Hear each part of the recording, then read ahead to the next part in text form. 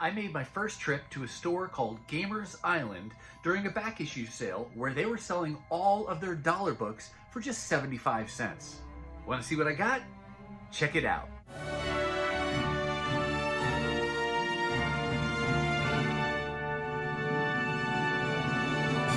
Hey everyone, and welcome to my channel. My name's Chris, and this is Northgarden Comics. Today's back issue haul comes from a new store that I've never been to before. It's been in business, I want to say less than a year, but I haven't known about them very long. And they're kind of far away from me, so I haven't had a chance until now to get to the store. The store is called Gamerz Island. That's Gamers with a Z. They're located in Hastings, Minnesota, and I'll put links to their information down below for anybody in the area who wants to check them out. But they sell, as the name indicates, games, primarily video games and gaming systems, vintage ones, newer ones, kind of anything and everything. They also have a wide variety of cards like Magic the Gathering, Pokemon, Yu-Gi-Oh, things like that. And they have comic books, all back issues, so no new comic books, but they have two little sections of back issues. The bulk of their books are dollar books, and that's what I was interested in. But he does have a couple short boxes that he keeps near the register that are more your pricier keys that he has separated out.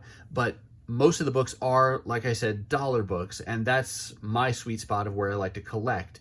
And so I knew I wanted to get to this store at some point, but this particular weekend, he was hosting a sale where all of the dollar comic books were 25% off, so just 75 cents a piece.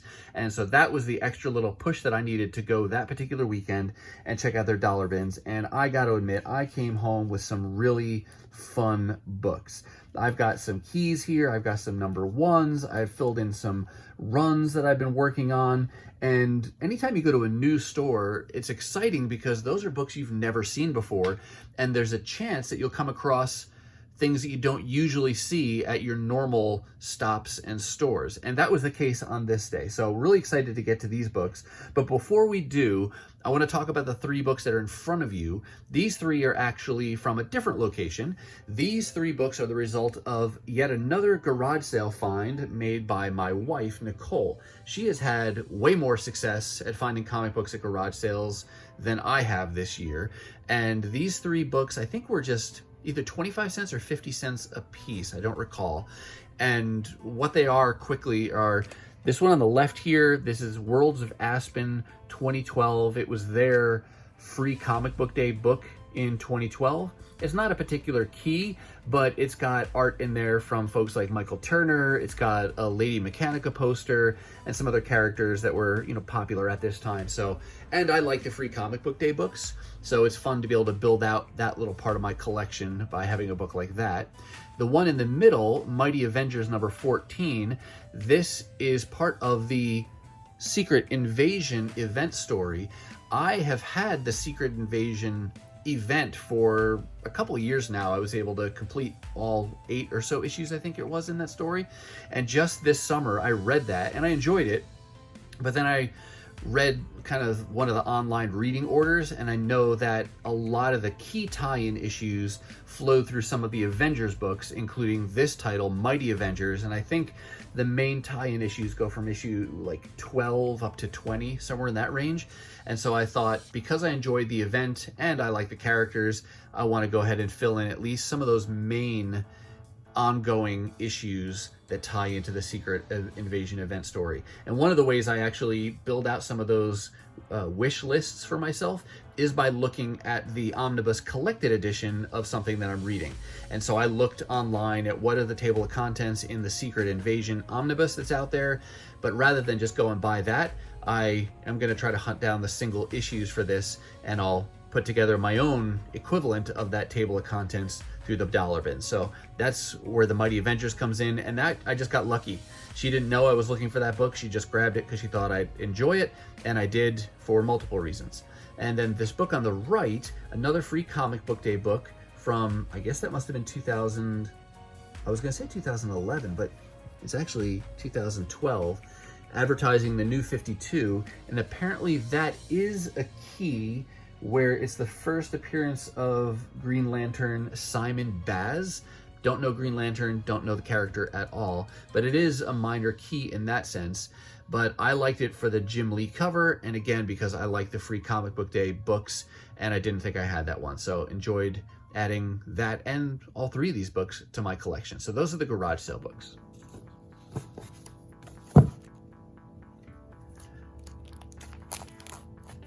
Now we'll get to the Gamerz Island portion of the haul. That's the rest of these books. There's probably a couple dozen books here to show you. Again, all 75 cents a piece. This was a great find that we're starting out with. So Captain America number 328. This is a great book for a couple reasons. One, because it's a Captain America book from the Mike Zeck era where he was doing covers. But then second of all, it's the first appearance of this guy right here, D-Man. So not an A-list type of a hero, but he really looks like that mashup of the yellow suit Daredevil and Wolverine. And this is his first appearance. So I was super excited for both those reasons to find this for 75 cents. And good news, this sticker here is just on the bag. But it looks like somebody was selling that for $20 at one point. I don't know what this 414-S means, but first D-Man, first Bludgeon as well, I guess. But that was an exciting find.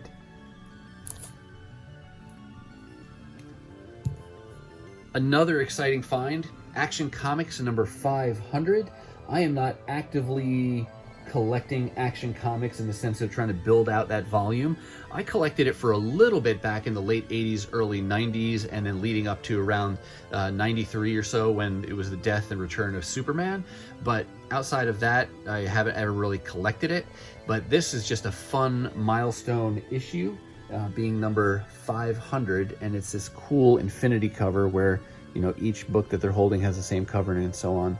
It goes in about, what, 1, 2, looks like 3 that you can see there in that cover. So that's a really neat find as well. And I think that's that a key for some reason too. Is it a key just because it's issue 500? I think it's just because it's a milestone 500th issue. Some more good finds here. Here's a square bound book from Marvel. This is Punisher Batman, and I got this not only because I like both those characters, and I think this is a cool mashup of the two, or versus type of a book, but John Romita Jr. does the art. But that's a cool team up, and I don't know when this is from. Is this the 90s? A little bit of a bend up there, but for 75 cents, that's fine with me. Chuck Dixon wrote it, and yeah, October 1994. So really happy to find this, and this is a book that I don't see very often at all. Not sure I even remembered that it existed. That's a great panel. So looking forward to reading this one, super excited. And this is one of those examples of things you don't normally see in the stores you would go to regularly or the shows you attend regularly. This is kind of off the beaten path, and I'd never been to it before, so a great little find there. Keeping with the great finds, here we've got a Supergirl number 1. This is a key because it's a number 1, and it's the first appearance of Linda Davers as Supergirl. I've always just appreciated this cover. I think it's just cool with her wearing the I'm guessing it's like a flannel or something, but holding the skateboard. I think the colors are great. It's just a great cover for a number 1, and never would I have expected to find it for 75 cents. And it's in really nice shape. There's no, there might be a couple spine ticks down the side here, but all in all, it's in great shape and for an amazing price. Super happy to find that one. The next 2 books here are part of the amalgam era of comic books. The first one, The Magnetic Men featuring Magneto, that's the second issue for those characters. This was 97, this came out. The first one, Magneto and the Magnetic Men, came out in 95. So this is still considered volume 1 because they changed the title, but it is the second, issue dealing with those characters. And then over here, you've got X-Patrol. And yeah, just 2 more fun finds building out the amalgam run of comics.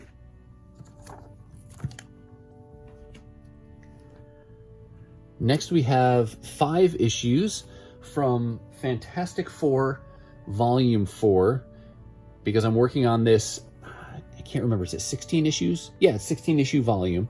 And I found 5 issues, got issue 6, issue 9, 14, 15, and 16. And the big drivers for me in wanting to collect this run are both the characters that I enjoy, the Fantastic Four, but then also Mark Bagley, who does not the entire run of art, but I think it's like the first 12 or so issues. He's still on issue 9. Looks like by issue 14, he's shifted off, and somebody named Kessel is working on pencils. But 5 more issues of that 16 issue run, and I think now I'm down to just 5 more issues to have that entire volume 4 of Fantastic Four.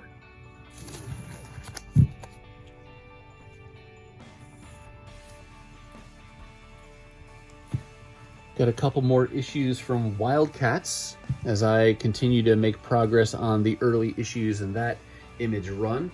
I've said this before, but I collected the first like 3 or so issues when they came out originally and then stopped. And I did that similarly with other Image titles. And now I'm going back and building out some of those early Image runs. And so on this day, I got issue 8 and issue 9. So happy with that progress. And don't worry, those stickers are on the bag, not on the comic book.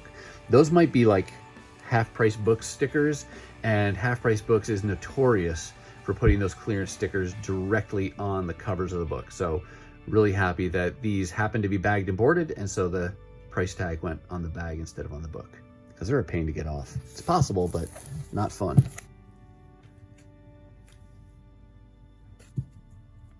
In a recent video, I showed the first several issues of this run that I've been working on, and now I found one more.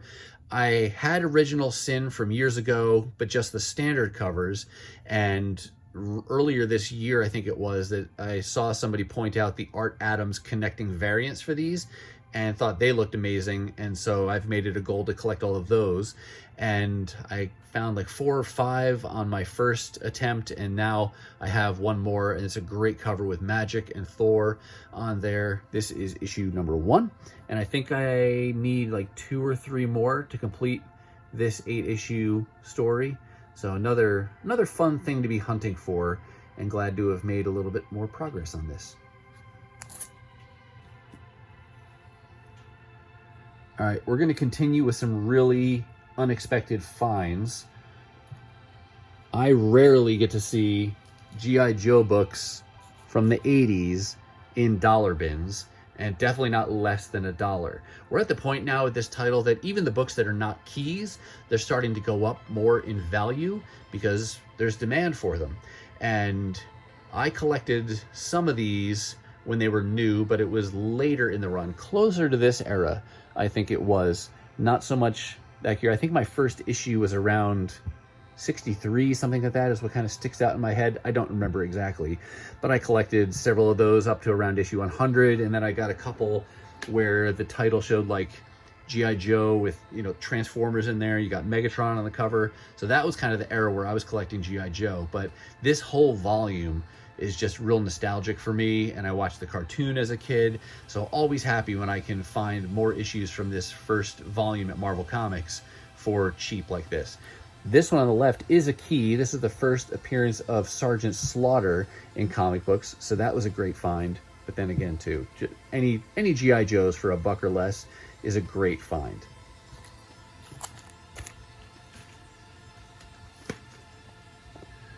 One more keeping with G.I. Joe. Got this Tales of G.I. Joe, issue number 6. Another G.I. Joe title where I had a handful of the 15 or so issues when it originally came out, and I'm kind of passively picking these up as I find them to complete this run. Tales of G.I. Joe were reprints of some of the early issues, so I'm guessing this reprints issue 6 of the Marvel series, but it's done on this higher quality paper for the time, and it's nice.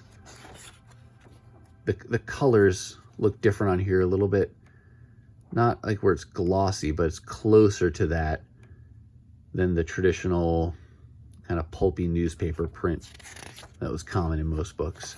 And this did have a $1.50 price tag on it, as opposed to whatever the normal price of comics was at the time. But yeah, fun to be able to find yet another G.I. Joe issue for less than $1.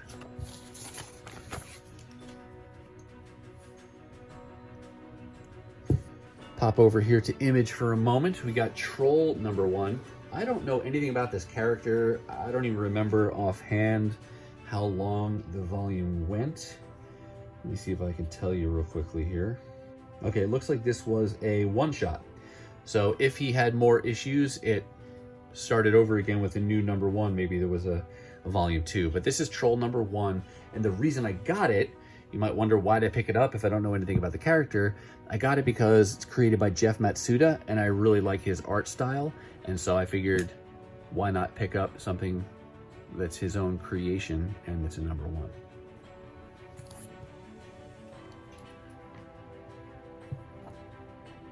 Here is a limited series that has been a long time in waiting for me to complete it. Years ago, not when they were new, but 10 or so years ago or less, I was able to get issues 2 and 4 of this limited series.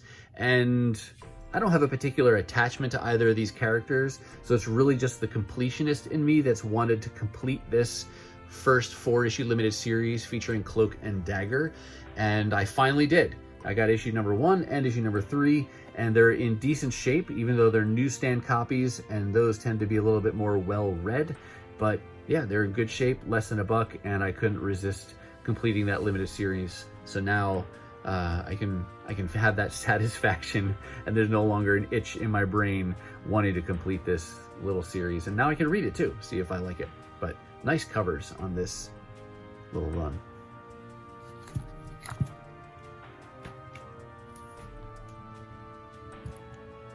I've mentioned before that I'm working on this all-new Exiles series. It's kind of a... is it officially a crossover? I don't even know, but it's got characters from both the Malibu Comics universe and the Marvel universe, particularly the X-Men. And I really don't know much more than that, other than I like the characters, I like the era of comics, so it seemed like a fun thing to go hunting for. This is the Infinity issue, so I don't know where that falls from a story perspective. Like a 0? Does it take place somewhere in the middle, at the end? I have no idea. It's called Infinity, and it's this black cover. I don't even know if I've opened this up yet. Let's take a look, shall we?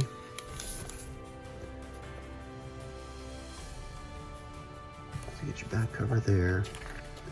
Now that you say, ooh, that's a fingerprint. Good thing it's not a valuable book. We got Terry Cavanaugh, writer. MC Wyman is the penciler.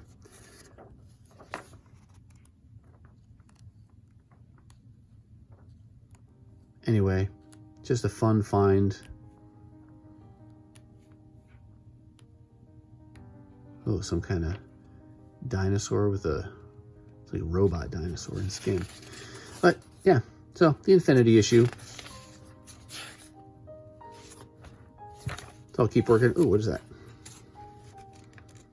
Oh, Ultra Files. If you know anything about the Infinity issue, go ahead and let me know down in the comments.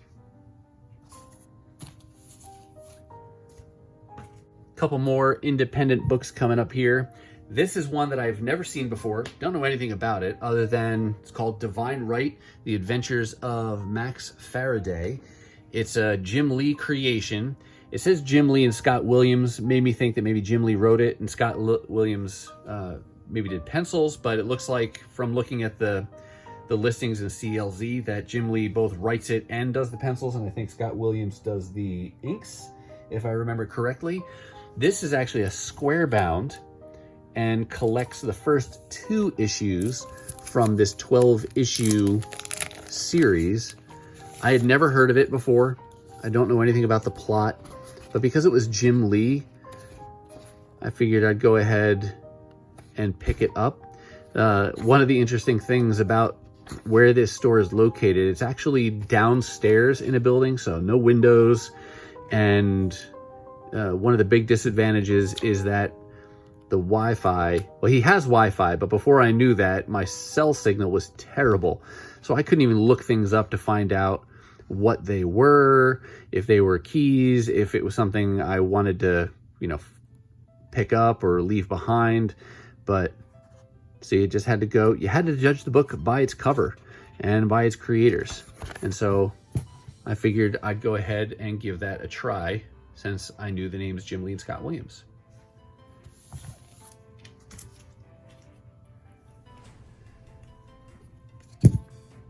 Another one here that I knew nothing about, couldn't look it up because I didn't have good signal, but I know that sometimes some of the wizard things can carry some value and sometimes Witchblade can carry some value. This, you know, after being able to look it up afterwards, this was a special publication, as the title suggests. It was originally polybagged with a copy of, I want to say Fathom #1, if I remember what I read on mycomicshop.com. But this does a lot of stuff about the character. It has a section in here where Michael Turner does like how to draw Witchblade. So it's got a variety of articles with art from some of the characters, or not, with art from some of the creators and featuring a lot of these characters that were popular at the time. And not knowing what it was, I thought, well, what the heck, I'll grab it. Maybe it's worth something. Turns out it's not, but still, for 75 cents, that's a pretty low risk I was taking there in picking that up and bringing that home. Getting close to the end here. Found a couple more issues from the Superman Batman volume that I'm working on. Picked up issues 44 and 76, part of this 87 issue run that I'm trying to complete. All right, one more book to show you, and it's a minor key. It is the first, or not, maybe not the first, but it's a preview of a character. This is Worlds of Aspen 2010, not to be confused with the 2012 issue that I showed you at the beginning of the video. This is from 2 years earlier, very similar, even similar colors and things on the cover. But this was the free Comic Book Day book from 2010, and it contains a preview of Lady Mechanica, and so that makes it a minor key. I will say that when I heard preview of Lady Mechanica, I thought maybe it'd be like a 2 or 3 page little story, but don't get your hopes up, because I'll show you what the preview refers to as. That, right there. That pinup is the preview that it's referring to, and that's what makes it a key. It's a cool image, don't get me wrong, but I thought it was going to be something a little bit more than that. Nevertheless, for 75 cents, that was a great find. And I'll say that this is actually the first book I found when I started diving in the dollar bins at Gamerz Island. So when I found this, and I'd never seen this before in the wild, I got really excited because I thought, wow, if I'm finding these oddball things like Worlds of Aspen 2010, preview of Lady Mechanica, what else am I going to find in going through these boxes? And hopefully you agree that there was some pretty fun and exciting finds in that day of hunting at Gamerz Island. All right, that's going to do it for me, and that's going to wrap up this back issue haul showing you all the great books I picked up at Gamerz Island. But what about you? What kinds of things have you been finding on your own comic book adventures? Let me know down below. Now, if you're not quite ready for the YouTube fun to stop, I have hand-selected a couple videos here for you to check out. As always, thank you so much for watching, and I'll see you next time.